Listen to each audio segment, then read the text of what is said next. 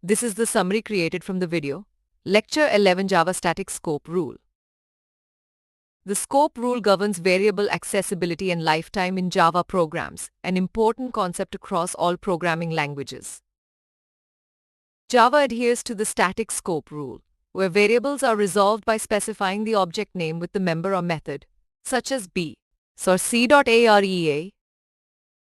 The program demonstrates how variables x and y have different scopes, illustrating the principles of static scope rules in Java.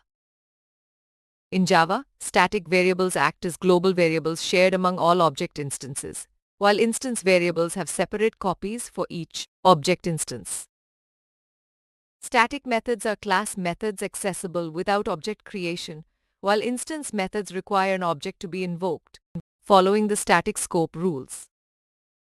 Nested classes in Java, though rarely used, provide local scope and limit access and visibility, offering encapsulation in specific contexts. Recursive programming in Java allows for elegant solutions to complex and repetitive problems by enabling methods to call themselves. The program demonstrates recursive calculation of factorials, where the factorial method calls itself with n1 until reaching the base case of 0, 1.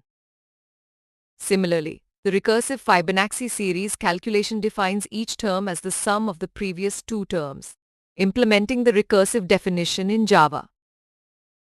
The greatest common divisor GCD of two integers is also calculated recursively, showcasing another application of recursion in Java programs. Another recursive example is presented, inviting viewers to analyze the program output and test their understanding of recursion. The output of 0 is shown, providing an opportunity to explain the recursive logic behind the program's execution. In conclusion, the static scope rule governs variable accessibility and lifetime in Java, while recursion offers powerful techniques for solving repetitive problems elegantly. Please stay tuned for more summary videos.